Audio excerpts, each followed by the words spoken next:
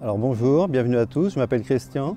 Alors ici nous sommes sur un site sur les jardins familiaux à Nantes qui appartiennent à la mairie de Nantes. Alors c'était un site qui appartenait à des sœurs Oblat et la mairie de Nantes a racheté le parc il y a environ une dizaine d'années et par la suite ils ont créé ces jardins familiaux. Il y a 14 parcelles sur le haut du jardin plus quelques-unes, je crois que c'est 10 ou 12 dans la partie basse du jardin. Et sur ces jardins, on ne doit pas avoir de produits phyto, ni d'engrais chimiques, donc vraiment il faut que tout soit bio, quoi. Il ne faut pas d'intrants, vraiment c'est un dispositif très bio.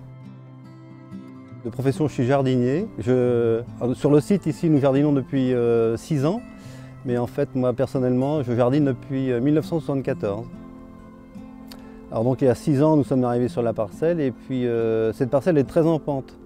C'est un jardin très pentu et donc pour faciliter le jardinage, on a fait avec mon épouse, on a créé trois paliers. Donc c'est quand même plus facile de jardiner sur un sol plat surtout pour l'eau qui ruisselle quand même facilement sur un sol pentu. Alors, moi je suis passionné de fleurissement. Hein. J'étais jardinier mais dans le fleurissement, parce que le jardinage, le potager, je le fais vraiment intensément depuis 6-7 ans, quoi, pas plus. Alors autrement, ici sur cette parcelle qui est relativement petite, donc 100 mètres carrés, c'est pas énorme, on a largement de légumes pour une famille de 6 personnes. Là, 6 personnes en tomates, on met à peu près 80 pieds de tomates sur la parcelle. Donc si on compte à peu près 2 à 3 kg de tomates par pied, donc vous calculez. Hein, et tous ces légumes, on en donne beaucoup. Et autrement, on congèle énormément. On a 2 très gros congélateurs. Donc on congèle toutes les tomates, je les congèle, j'en congèle à peu près 30-40 kg pour l'hiver. Ces tomates, je les mets comme ça, hein, je les lave, je les mets en sac dans le congélateur et on les sort l'hiver pour les soupes. Et les courgettes, pareil, je les mets comme ça et je les mets en soupe, ça marche très bien. Ouais. On fait des pommes de terre, mais uniquement en primeur. Donc on en sort à peu près 50-100 kg, pas plus. Hein. Alors beaucoup de betteraves rouges, parce qu'on adore les betteraves rouges. J'ai des paquets de 50 alvéoles, là, des alvéoles plastiques, dont je les sème et au stade de feuilles, je les remets en place. Donc je commence à les semer au mois de mars, je les repicote, ça dépend, je les mets en serre donc ça va, c'est rapide, 3 semaines après je les repicote. Et puis donc on peut les manger, les premières on a dû les manger vers fin avril, les premières betteraves rouges, donc très tôt. Ouais. Et j'en fais même 4 fois comme ça, donc je les ressème toutes les 2 semaines, comme les salades pareil, toutes les 2 semaines. Donc ça il y a un roulement et on peut en avoir jusqu'au mois de novembre. Alors les haricots c'est pareil, là vous en avez devant vous là, que j'ai repicoté un petit peu. Mais c'est pareil, je les fais en alvéole toujours, très tôt.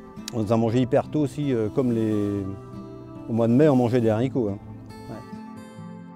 Pour optimiser la surface, qui est quand même pas extrêmement grande, pratiquement beaucoup de légumes sont cultivés en alvéole. Alors, donc les alvéoles, si vous n'avez pas peu de moyens, vous prenez les boîtes à œufs. Vous faites un mélange, moi je fais toujours un mélange de terreau et de terre franche. Je ne mets pas que du terreau pur. Et donc ça marche très bien. Le paillage est vraiment essentiel pour un jardin, pour avoir un paillage. Et la grosse économie d'eau est réalisée grâce à ce paillage aussi. Hein, ouais. Il ne faut pas laisser un terrain nu, donc l'essentiel c'est vraiment de mettre de l'engrais vert et puis que vous enfouissez après au printemps. Et au niveau amendement, vous pouvez aussi utiliser la corne la corne, donc c'est tous les broyages de sabots de vaches et de cornes qui sont faits dans les abattoirs et aussi le sang séché qui est vraiment efficace pour amender un jardin naturellement. Alors depuis que nous jardinons ici, c'est vrai que c'est que du bonheur parce que les gens souvent on est quand même félicité par les gens qui passent, donc c'est agréable.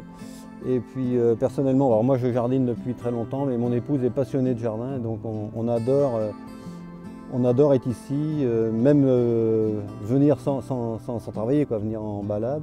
Alors donc sur le site, on consacre à peu près 2 heures par jour pour venir jardiner tranquillement avec mon épouse et passer du bon temps. Mais c'est du plaisir, hein, il n'y a aucune contrainte pour nous de venir ici, c'est du plaisir partagé avec mon épouse. Les enfants moins, ils sont grands maintenant, mais ils ont l'avantage eux d'avoir des légumes derrière après pour eux. Donc ils nous encouragent aussi à venir dans le jardin.